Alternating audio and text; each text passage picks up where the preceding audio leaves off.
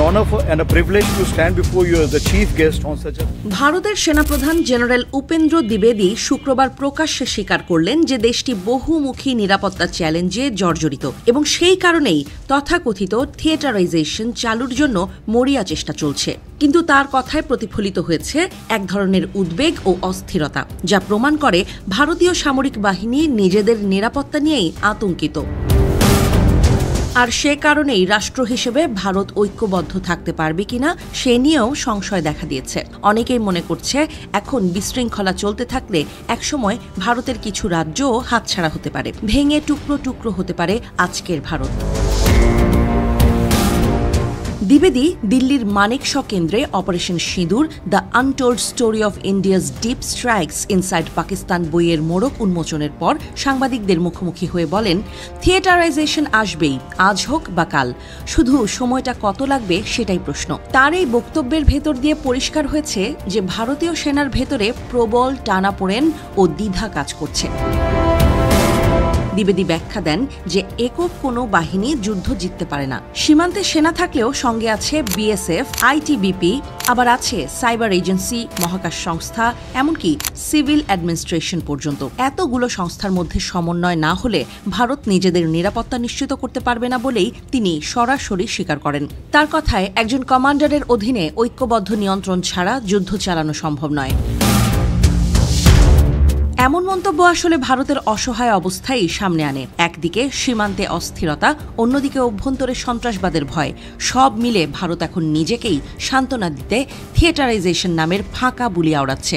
গত মাসে মধ্যপ্রদেশের মাওতে রণ সংবাদ নামের সেমিনারে ভারতীয় বিমানবাহিনী ও নৌবাহিনীর প্রধানেরা প্রকাশ্যে দ্বিমত জানান থিয়েটারাইজেশন নিয়ে। বিমানবাহিনীর প্রধান স্পষ্ট করে দেন যে বাহিনীগুলোকে কোনো চাপের মুখে পড়ে থিয়েটার কমান্ডে আনা উচিত নয়। নৌবাহিনীও সংশয় প্রকাশ করে। অর্থাৎ ভারতের তিন বাহিনী নিজেদের মধ্যে সমন্বয় হারিয়েছে। সেনাপ্রধানের জোরালো বক্তব্য তাই আতঙ্ক ঢাকতে চেষ্টার মতো শোনাচ্ছে। দ্বিবেদী আরও স্বীকার করেন যে প্রতিরক্ষা শিল্পে ভারতের ক্ষুদ্র ও মাঝারি উদ্যোগগুলোর হাতে পর্যাপ্ত অর্থ নেই। সেই কারণেই সরকারকে জিএসটি কমাতে হয়েছে।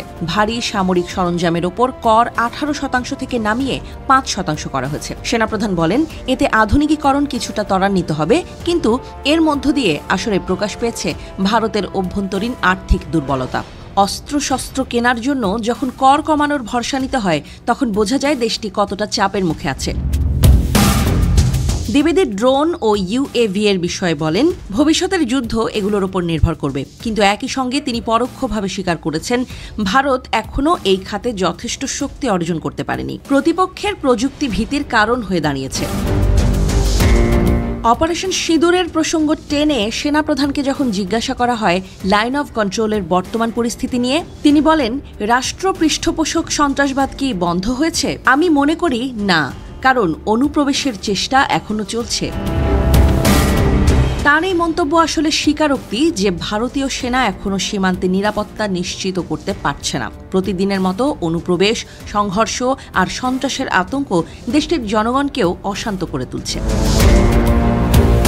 ভারতের সেনাপ্রধানের বক্তব্য থেকে স্পষ্ট, ভারত বহুমুখী হুমকির সামনে ভীত ও দিশেহারা। থিয়েটারাইজেশন নিয়ে বড় বড় কথা বলা হলেও তিন বাহিনীর মধ্যে ঐক্য নেই। প্রযুক্তি ও অর্থনৈতিক দিক থেকেও দুর্বলতা প্রকট। সীমান্তে সন্ত্রাস রুখতে ব্যর্থ ভারত তাই আতঙ্ক চেপে রাখতে পারছে না।